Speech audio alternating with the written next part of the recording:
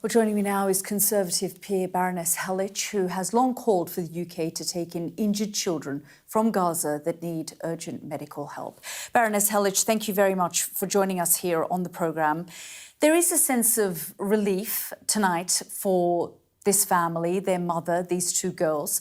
But the question that my colleague John Sparks kept raising in his piece was, why has it taken so long? I know that you were approached to raise this issue about 18 months ago. You wrote a piece about it, you raised it in the chamber.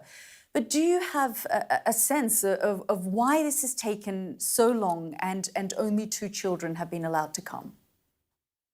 Thank you, Yalda. Well, I think this question should really be posed to the government ministers, and I'm sure they would be best placed to respond as to why it has taken such a long time. And as you say, I raised it with the previous government, Conservative government, and I raised it with the Labour government, and it has been a very difficult one to make progress on. And I must admit that at the very beginning, when the war in Gaza started, it was considered to be most helpful to help in Gaza or to help in the region. However, as the conflict continued and more children were both killed and injured with heavy injuries, it was obvious that some of those children will not be able to be treated in the region or in Gaza.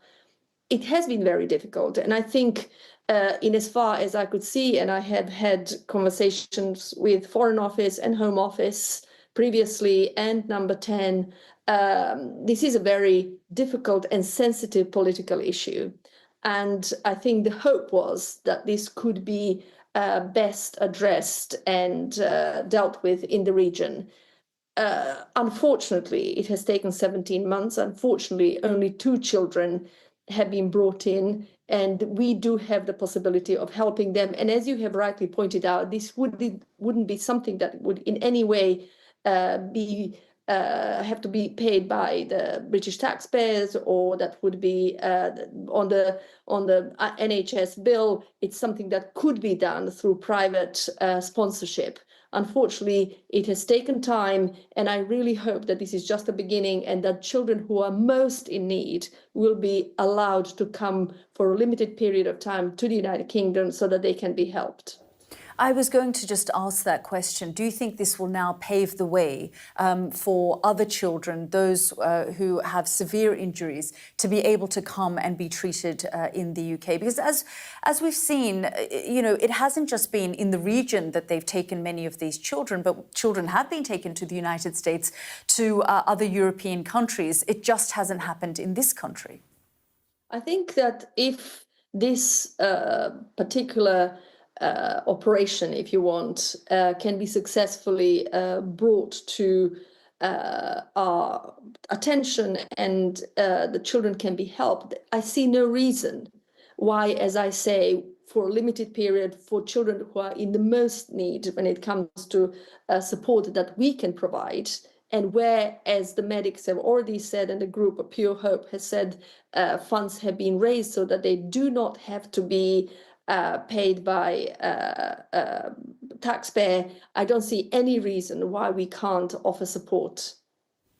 When you saw the images of the children, given that you had been trying to raise this, you've written an article about it, like I said, did you feel a moment of pride that this had happened? I just want to get a sense of your emotion in that moment. I was just, to be honest, I was feeling pretty sad about it, because children should have never been in this position, because this is not only about a physical injury. This is about long-term trauma that is going to affect not only these children, but children who have witnessed bombs and destruction, etc. And they should have not been in this position. Am I proud? I'm quietly sort of satisfied that we might be able to just open the door a little bit ajar, so that children who really need support and help will be helped. I'm also at the same time sad that it's taken 17 months. We know that in Gaza some 25,000 children have been injured. We have taken two. There is a big question about our moral spine here, and where do we stand when it comes to helping civilians, in particular children? And that is a question that needs to be discussed not only in this context but in the context of other conflicts at the moment, whether that is Sudan, whether that is DRC or elsewhere. Yes, and you've long talked about those other conflicts, whether it be Ukraine or Sudan, Afghanistan. You've talked about these other issues and tried to highlight the grief and the suffering in those places as well. But do you believe that this issue was particularly politicized? Yes, I do. We all know that this is a very difficult issue to discuss, and among the ordinary, regular people, people find it very difficult to discuss it. Very often, if one were to address it and for what it is. And we know that what happened on October 7th was a terrorist attack, but a retaliation that followed was absolutely disproportionate.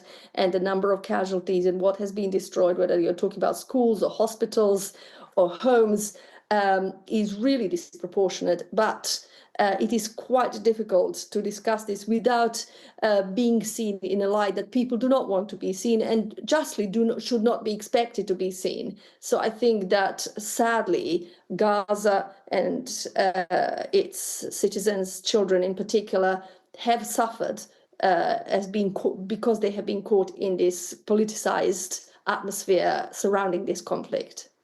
Baroness Helic, we're grateful for your time. Thank you very much. Thank you.